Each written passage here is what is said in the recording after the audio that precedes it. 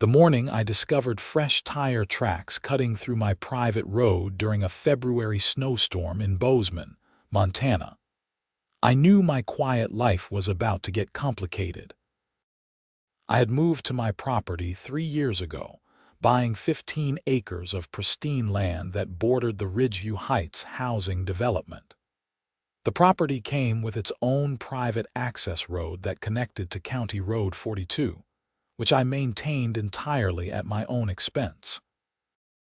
The deed was crystal clear about ownership and access rights. This road was mine, and mine alone. That morning, I stood at my kitchen window with my coffee, watching the snow fall in thick sheets, when I noticed something odd.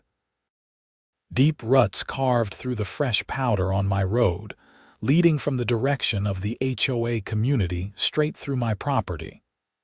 I pulled on my boots and winter coat, heading outside to investigate. The tracks were unmistakable. Heavy equipment had rolled through here, probably around 5 in the morning based on the light dusting that had already started to cover them. I followed the path with growing anger, realizing that someone had used my private road as a shortcut to access the main county road. My property sat on higher ground than the development, and my road had better drainage and less drifting than the HOA's official entrance on the other side of their neighborhood. I pulled out my phone and took dozens of photos, documenting everything. Then I walked back to my truck and drove down to where my road connected to the county road. Sure enough, I found evidence that a large plow truck had turned onto my property from the public road, driven through it, and accessed the back entrance to the Ridgeview Heights development. My phone rang just as I was finishing my documentation.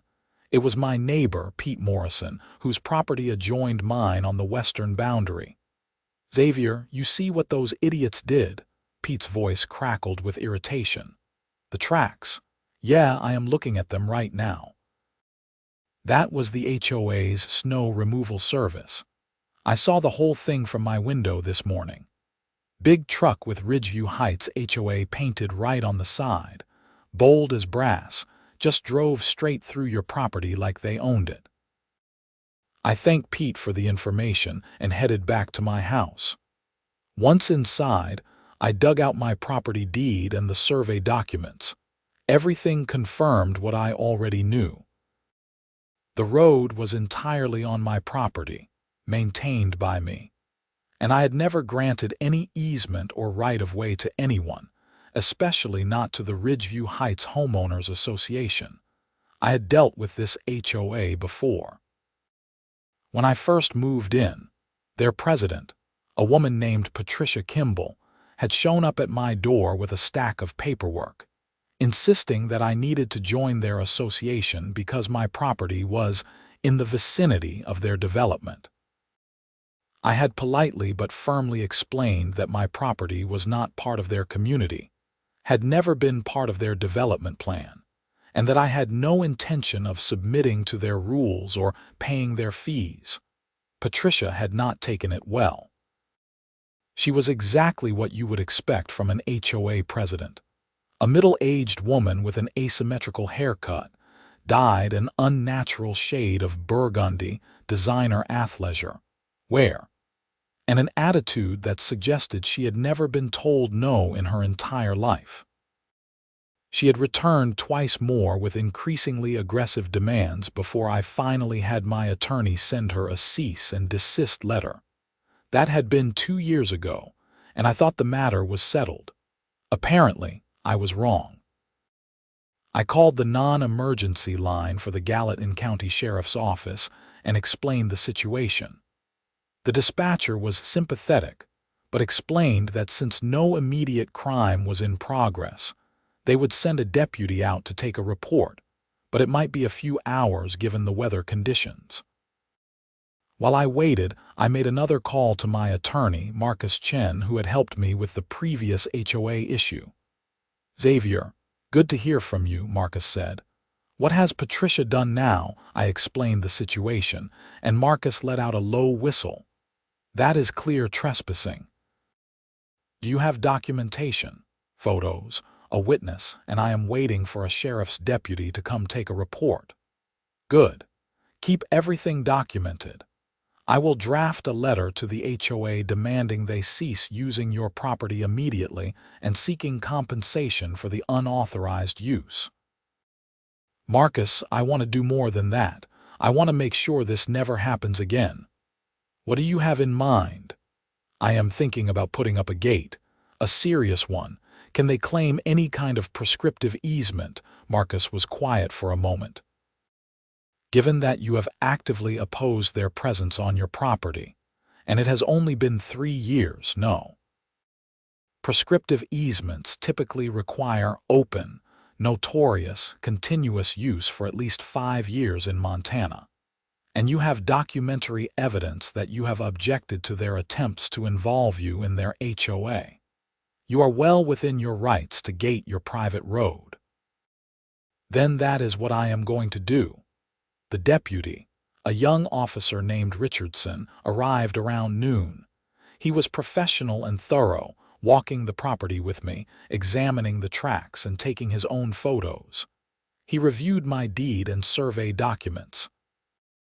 "This is pretty cut and dried, Mr. Morrison," he said, writing in his notebook. I did not bother correcting him that Morrison was my neighbor's name. He continued, "You own the road, they used it without permission. That is criminal trespass. Do you want to press charges?" "I want this documented. I am going to install a gate to prevent future access, and I want it on record that they have been warned against using my property. I will include that in my report.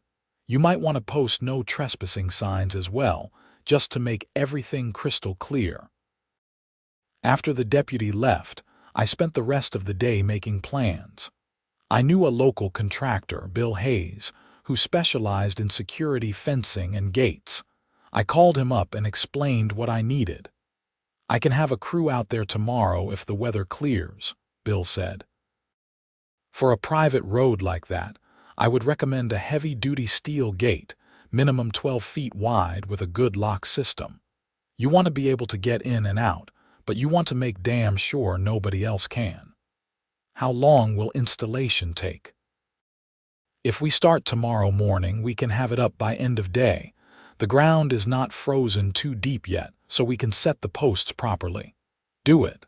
And Bill, make it serious. I do not want something they can ram through with a plow truck." "I hear you." I will bring the reinforced posts and cross bracing. A tank could not get through what I am thinking.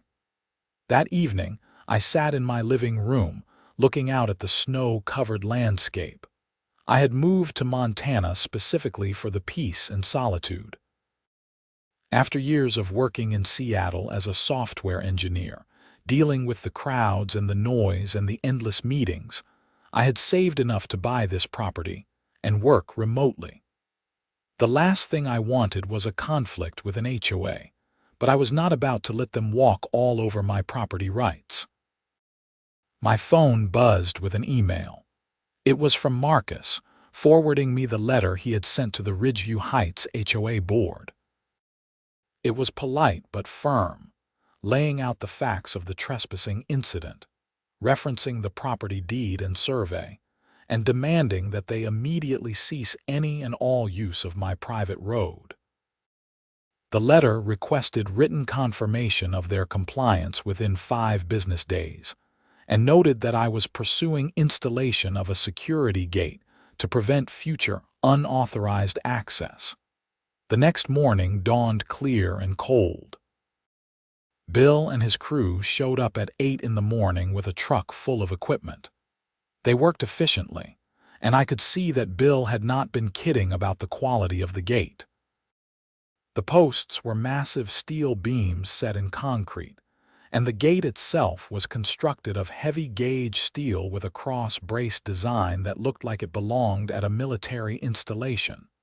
By late afternoon, the gate was installed.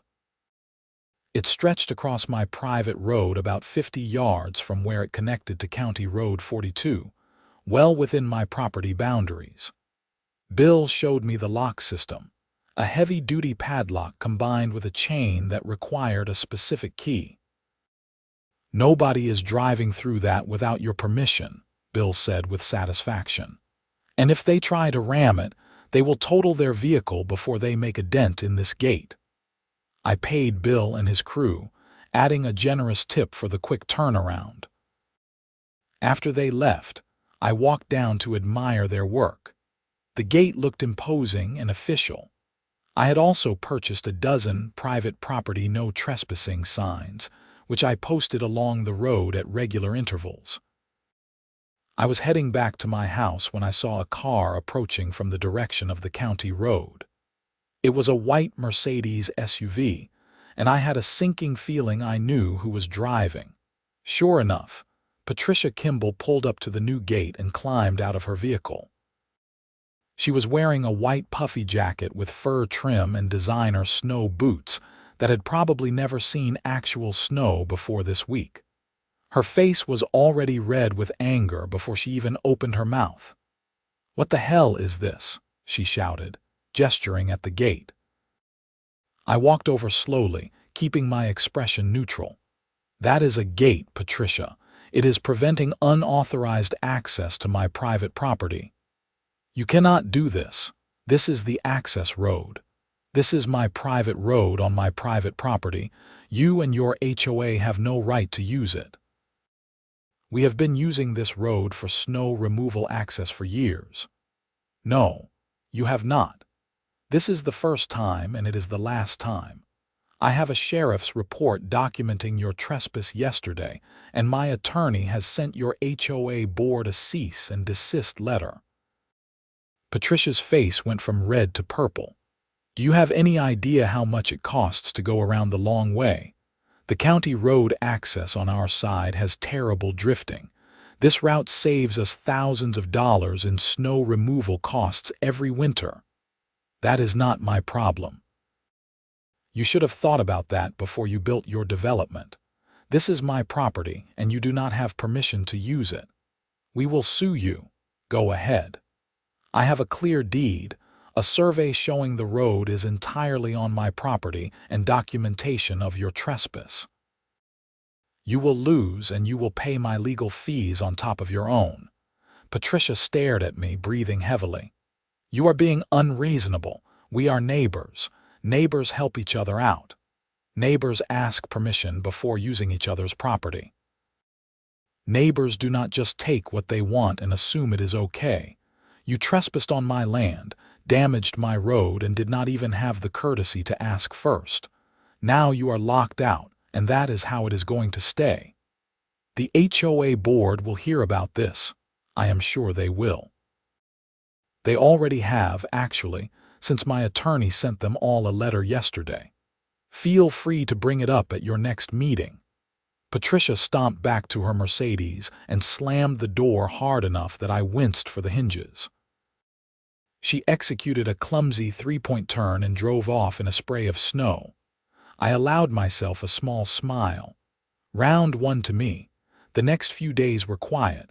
The snow stopped, the roads cleared, and life returned to normal. I worked from my home office, attending virtual meetings and writing code, enjoying the peaceful view of the mountains from my window. Then, 4 days after I installed the gate, I got a call from Marcus. "Xavier, we have a problem." "Well, you have a problem. The HOA has filed a lawsuit." I leaned back in my chair. "That was fast. What are they claiming?" "They are arguing that your road constitutes a public access way because it connects 2 public roads, County Road 42 and the county road on their side of the development. They are also claiming that by gating it, you are interfering with public safety and emergency access. That is ridiculous. My road does not connect to any other public road. It only accesses my property and the back corner of their development, which they chose to leave accessible." "I know, and their argument is weak, but we are going to have to respond to it, which means court appearances and legal fees. They are probably hoping you will just give in rather than fight." "Not happening. How much is this going to cost me? Honestly." Could be anywhere from 5 to 15,000, depending on how long they drag it out. But Xavier, I am confident we will win. Your property rights are crystal clear. Then let us fight it. I am not backing down. The lawsuit was filed in Gallatin County District Court. I spent an evening reading through the complaint, which was filled with grandiose language about public necessity and reasonable accommodation, and neighborly cooperation. What it boiled down to was that the HOA wanted to use my property for free to save money on their snow removal, and they were mad that I had stopped them. 2 weeks later, I was sitting in my living room when I heard engines outside. Big engines. I looked out the window and saw 2 large trucks approaching the gate from the HOA side. One was a heavy-duty pickup with a plow attachment, and the other was a dump truck loaded with what looked like sand or salt. I grabbed my phone and started recording video as I walked down toward the gate. The trucks had stopped on the opposite side, and 3 men were standing there, looking at the gate and talking among themselves. Then one of them, a burly guy in a Carhartt jacket, pulled out a pair of bolt cutters. "Hey," I shouted. "What do you think you are doing?" The man looked up at me. "HOA hired us to clear this road. We got a work order." "That work order does not give you permission to cut my lock.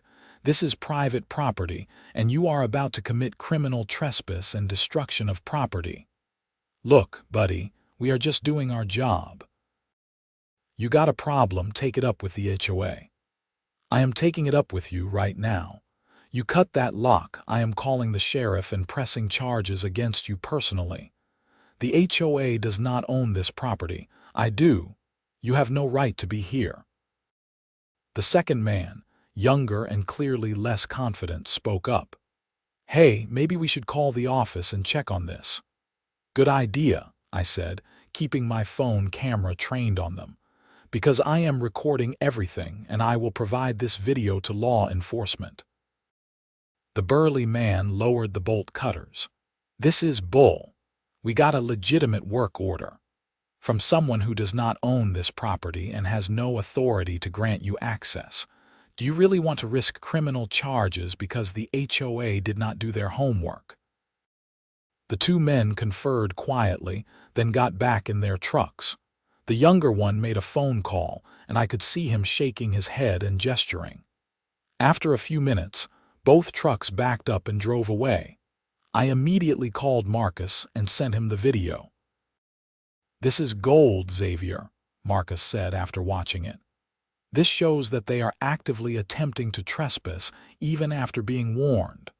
I will submit this to the court as evidence of their bad faith. This is going to hurt their lawsuit." The following week, I had to appear in court for a preliminary hearing. The courthouse in Bozeman was busy, filled with people dealing with all manner of legal issues. I met Marcus in the hallway outside the courtroom, and he briefed me on what to expect.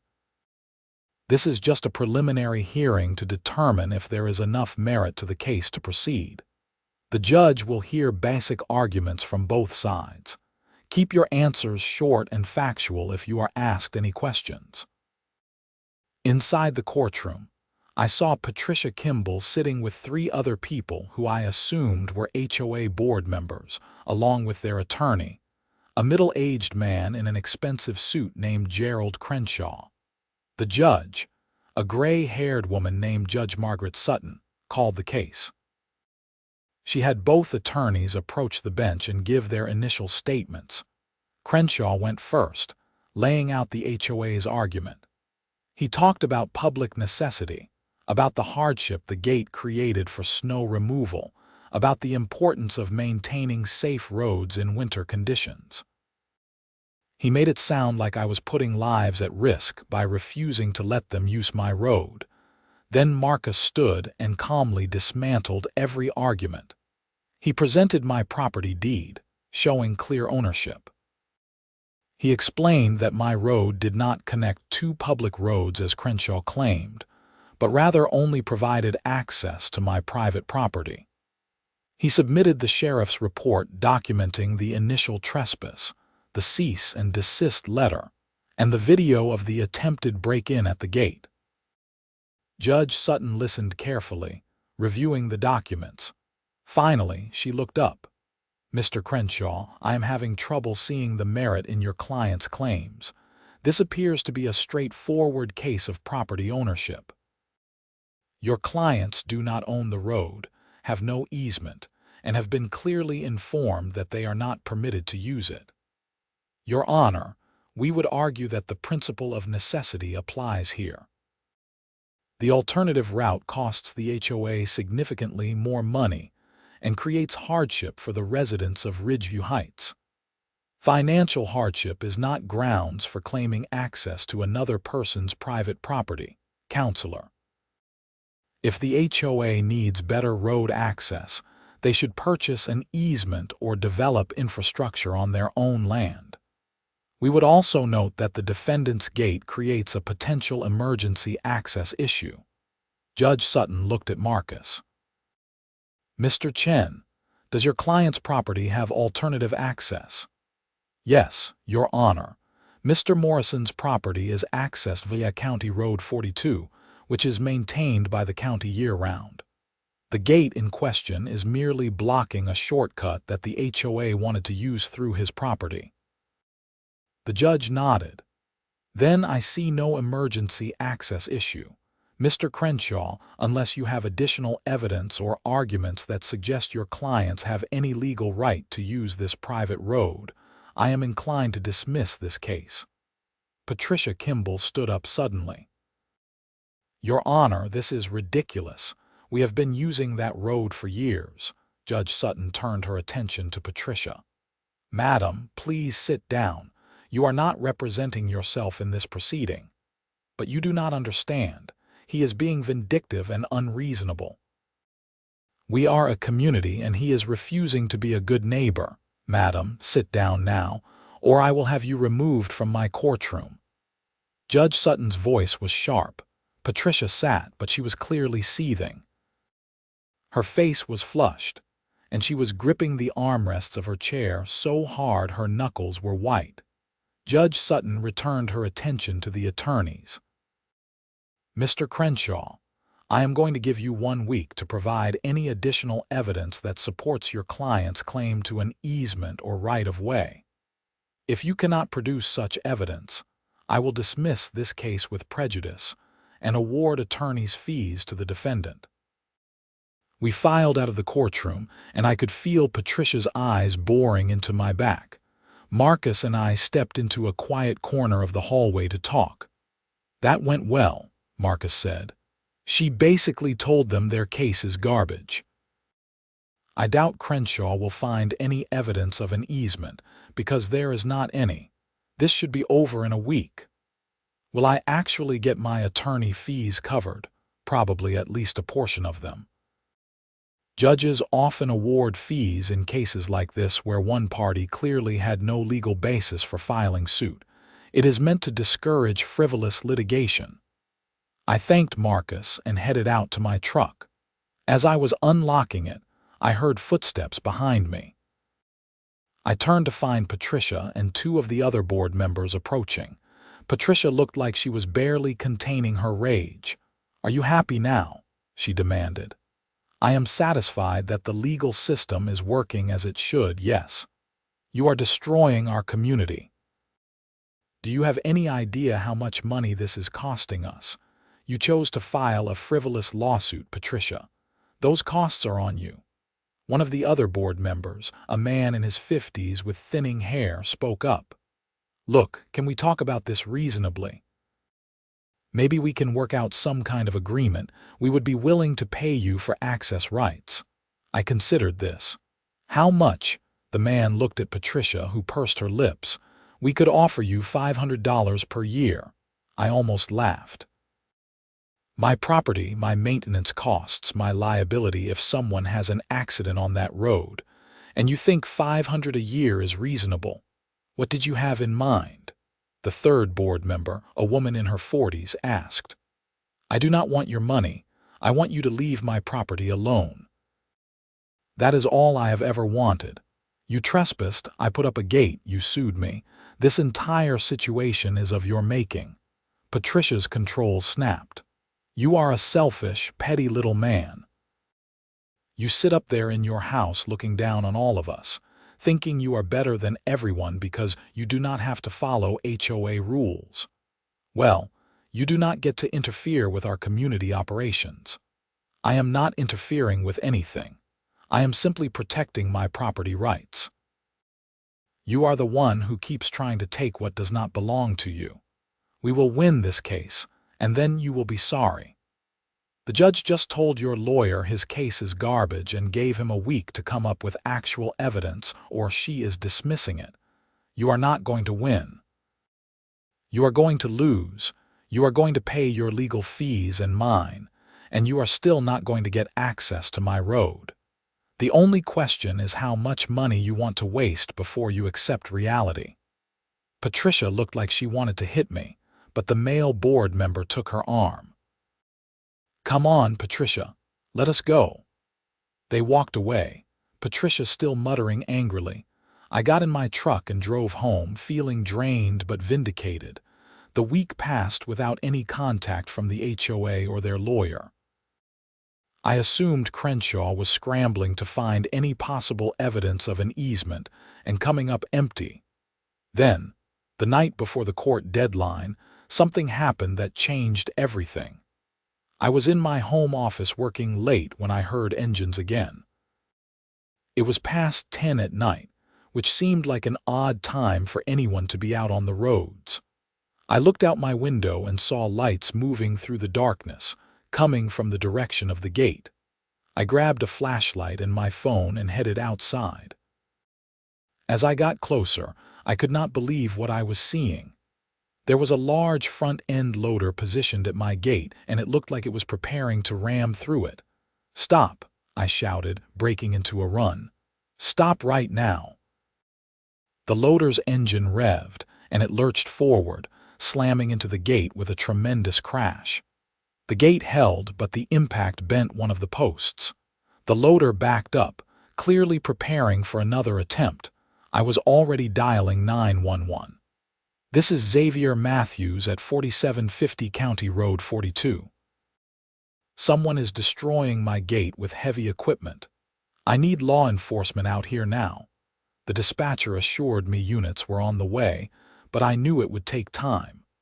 The loader rammed the gate again, and this time I heard the screech of metal tearing. The gate was strong, but it was not designed to withstand a sustained assault from multi-ton construction equipment.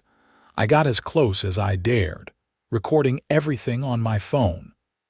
In the lights of the loader, I could make out the operator's face.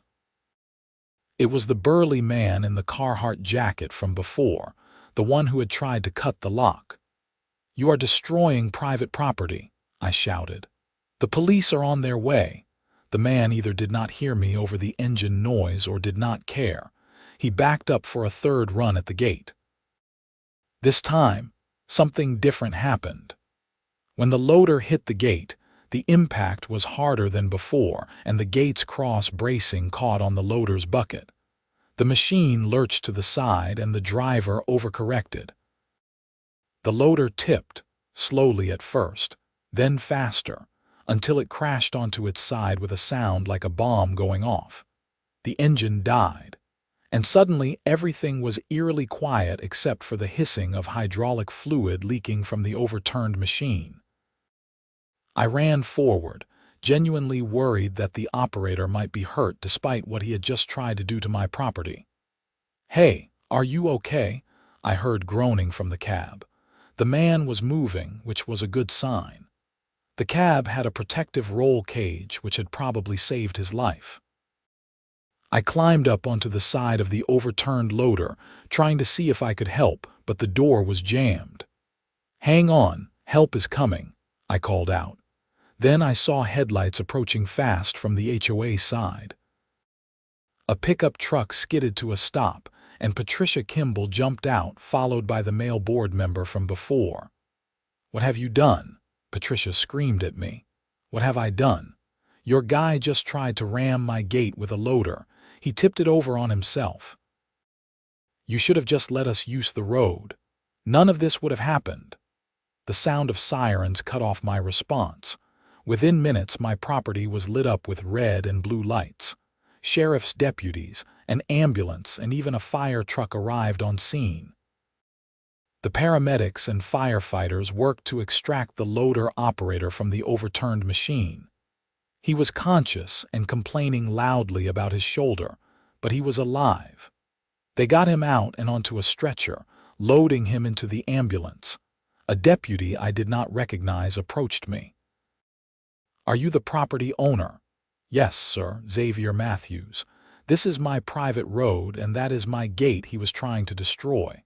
Walk me through what happened. I showed him the video on my phone, explaining the entire sequence of events. The deputy watched carefully, then asked me to send him a copy. Meanwhile, other deputies were talking to Patricia and the board member. I could hear Patricia's voice rising as she tried to explain their position, but the deputies did not seem impressed.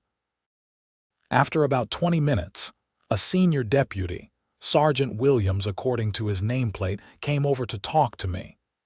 Mr. Matthews, I have reviewed the situation.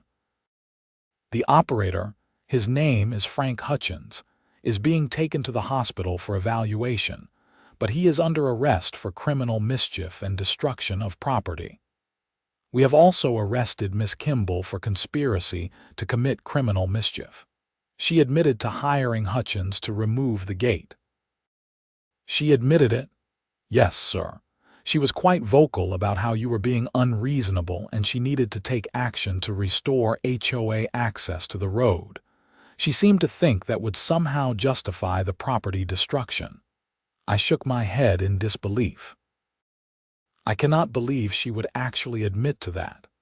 People say all kinds of things when they are emotional, sir. Now, about your gate. We will need to document it as evidence, so please do not make any repairs just yet. Get an estimate from your contractor for the damages, and we will include that in the charges. What happens now? Both Miss Kimball and Mr. Hutchins will be processed and arraigned.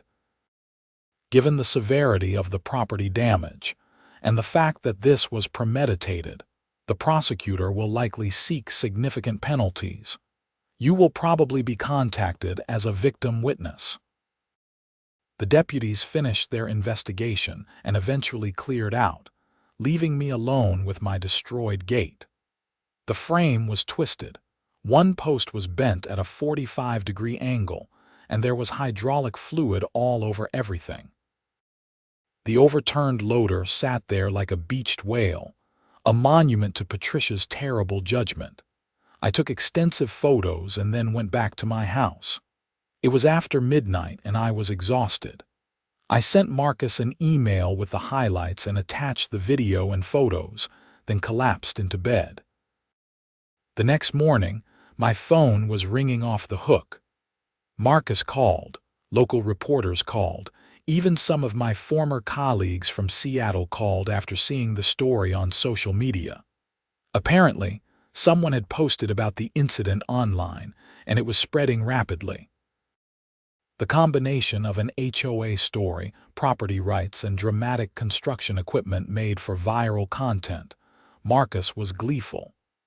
Xavier, you could not have asked for a better outcome, legally speaking. Patricia admitted to conspiracy on camera. She is facing criminal charges. When we get back to court, the judge is going to demolish their civil case. What about my gate? Get it repaired and send me the bill. We will include it in our counterclaim for damages. Between the initial trespass, the attempted break-in, and now this, you have a strong case for significant compensation. I called Bill Hayes to come assess the damage. He arrived that afternoon and let out a low whistle when he saw the mess. Xavier, what the hell happened here?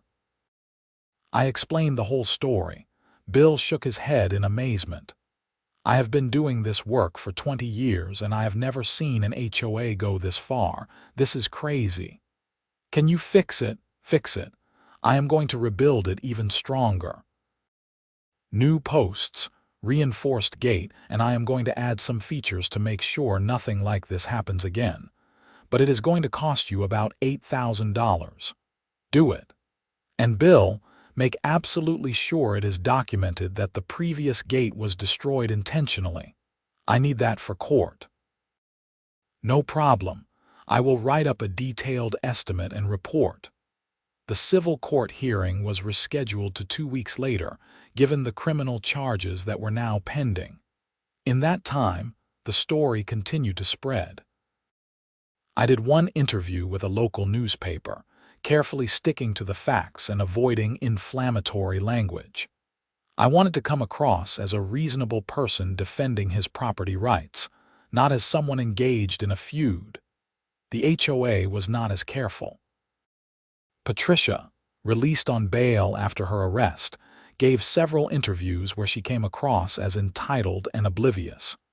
In one particularly bad interview, she said, "We are a community of over 200 homes. One person should not be able to hold all of us hostage because he does not want to share a road he barely even uses." The interviewer had politely pointed out that it was private property and that the HOA had no legal right to it, to which Patricia responded, "Legal rights are not the same as being a good person. He should do the right thing and let us use the road." That interview made her a minor villain on social media.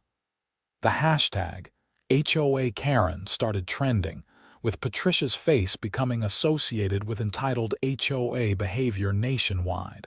The criminal case moved forward quickly. Frank Hutchins, the loader operator, took a plea deal. He admitted to criminal mischief and agreed to testify against Patricia in exchange for a reduced sentence.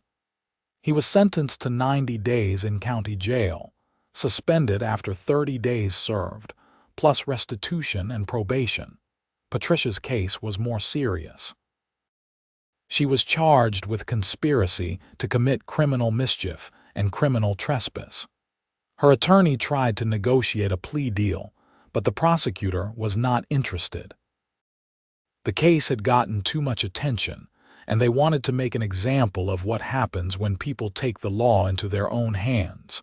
The trial was set for May, 3 months after the initial trespass incident.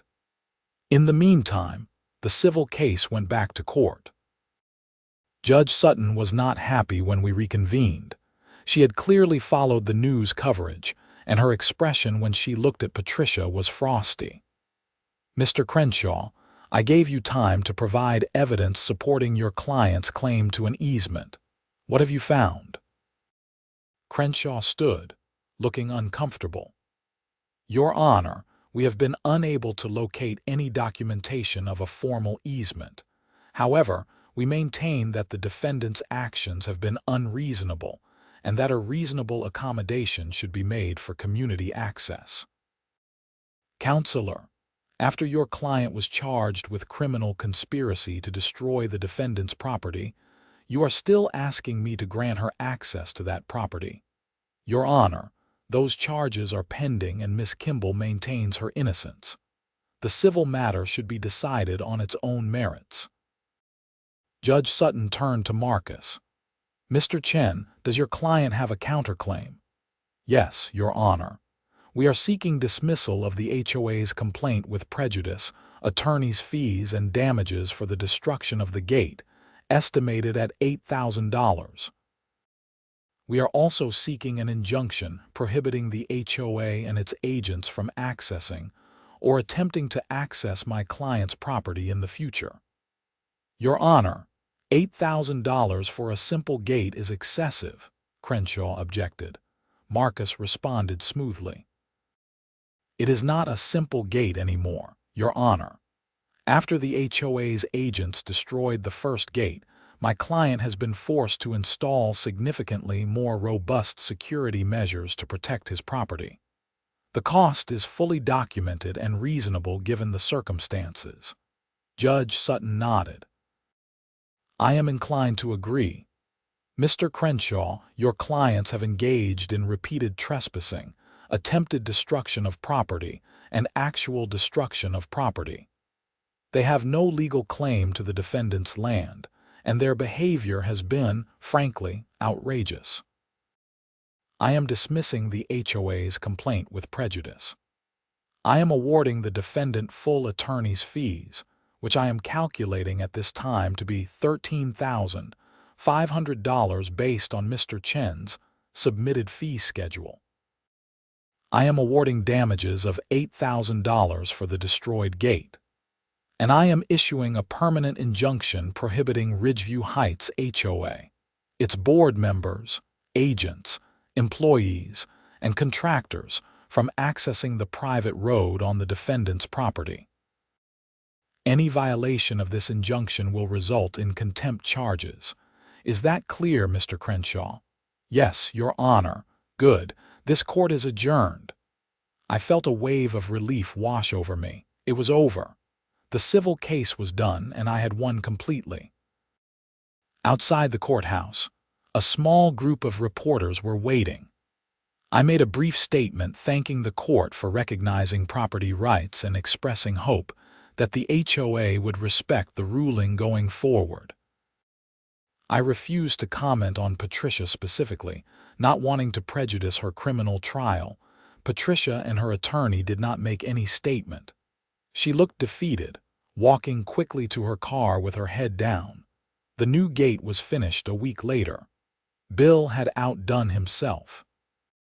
The posts were now set in massive concrete footings that went 4 feet deep.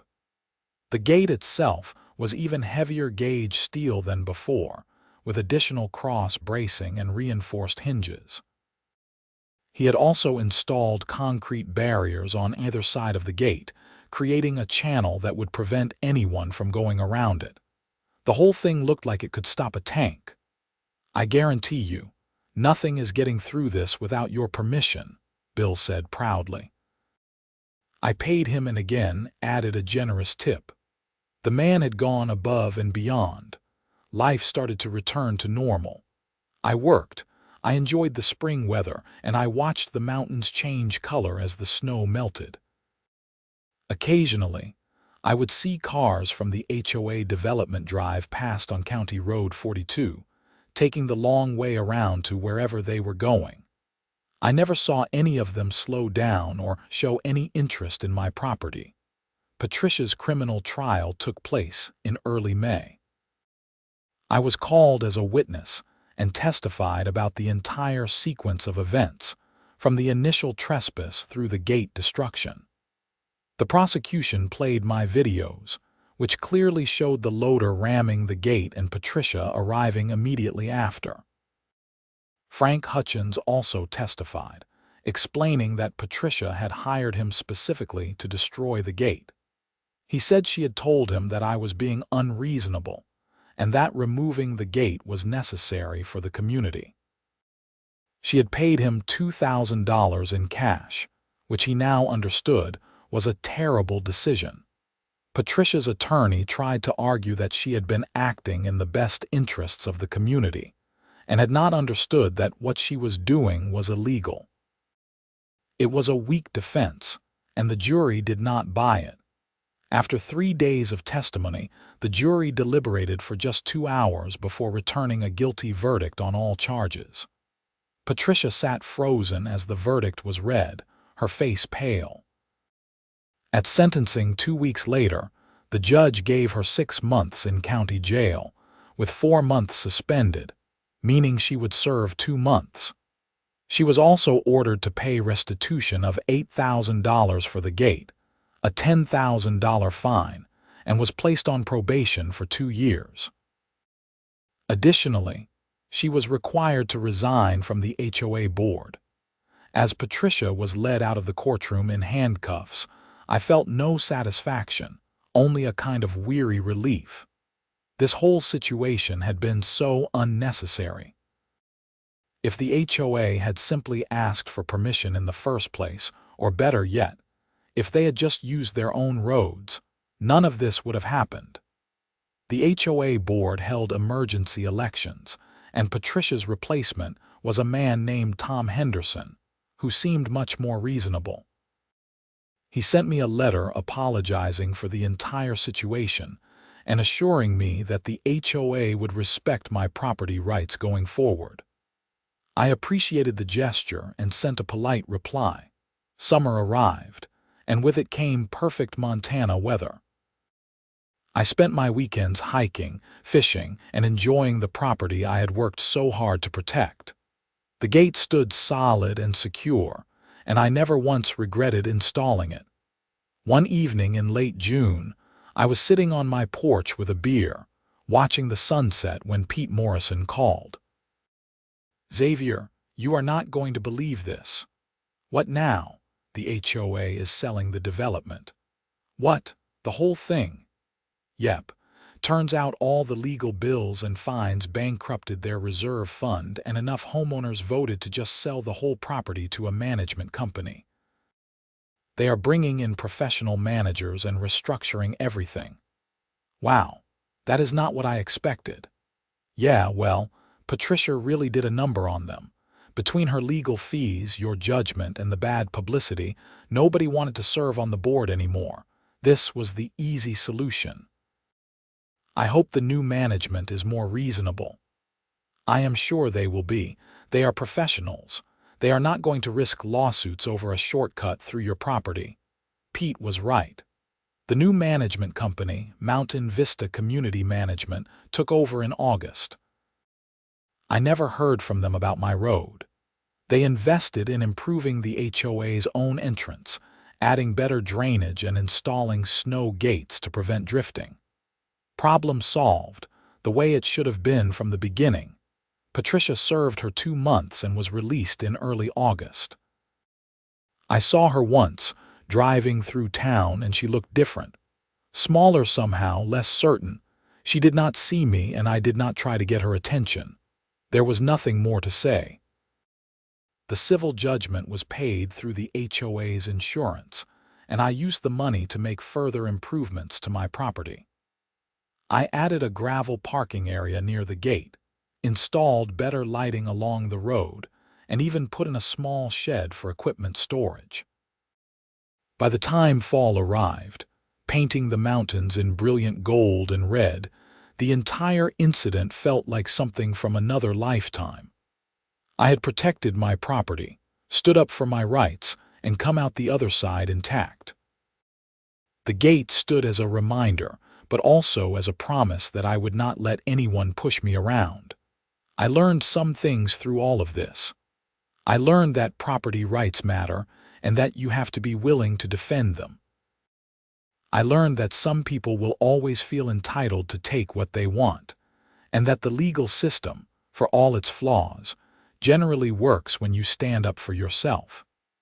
I learned that viral social media attention can be both a blessing and a curse, amplifying your story but also inviting scrutiny.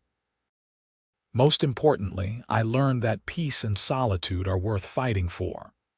I had moved to Montana to escape the chaos of city life, and I had been willing to go to court, install gates, and deal with an army of lawyers to protect that peace. It was worth it. The following winter was quiet. When the snow came, I plowed my own road with the tractor I had purchased specifically for that purpose. The gate opened when I needed it to, and stayed closed the rest of the time. No unauthorized vehicles drove through my property. No HOA representatives knocked on my door with demands or complaints. I worked, I lived, and I enjoyed the property I had fought so hard to protect.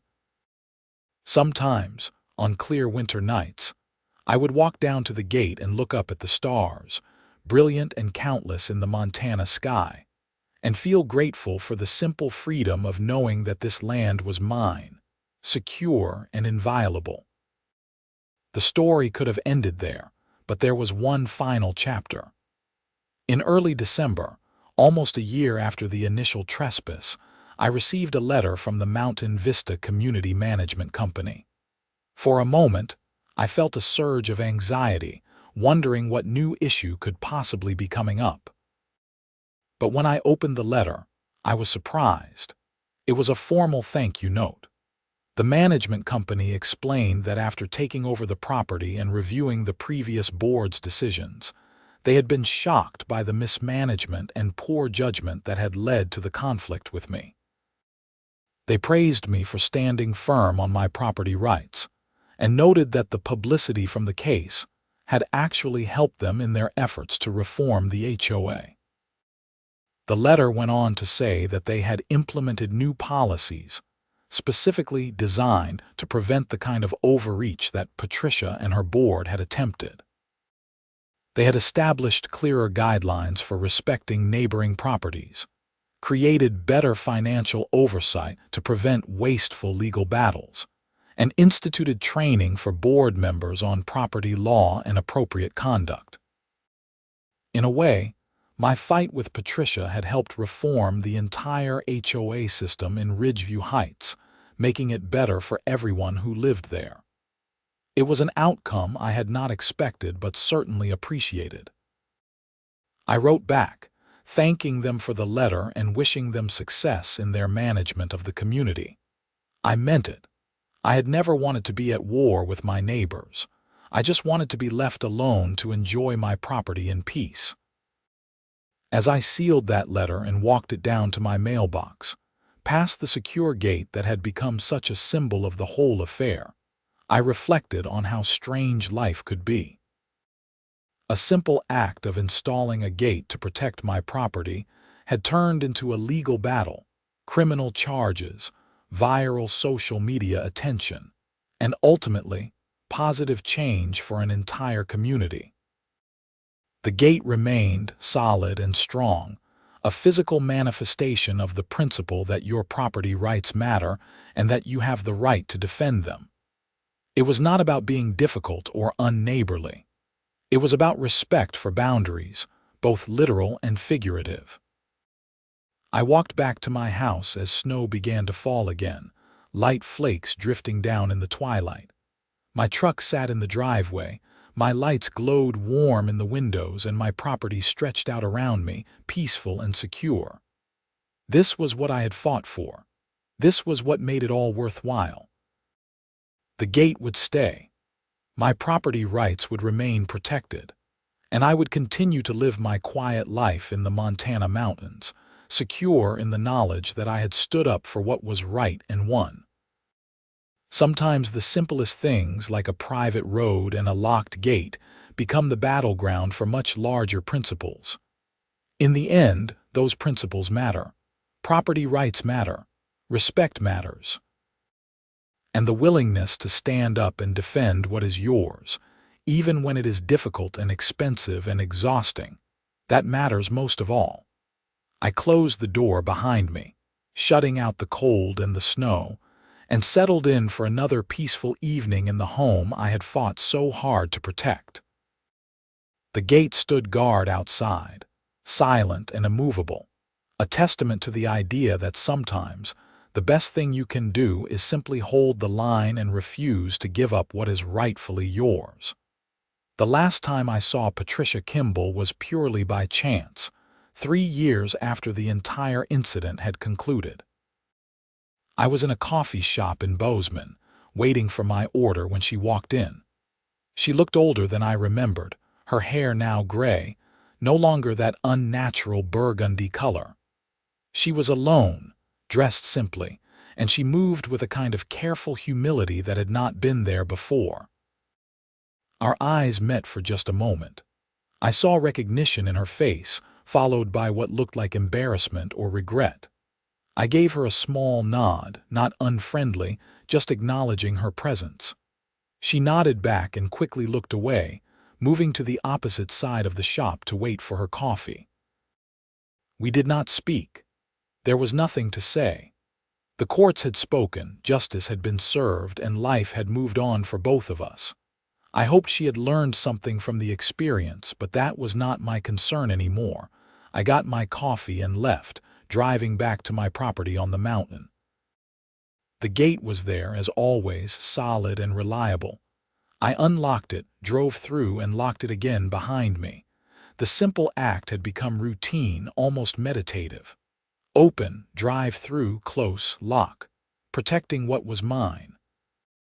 The sun was setting as I reached my house, painting the sky in shades of orange and purple. I stood on my porch for a long moment, looking out at the land I owned, the peace I had fought for, the life I had chosen. It was good. It was worth it. And the gate would remain standing, a permanent reminder that some battles are worth fighting and some principles are worth defending, no matter the cost.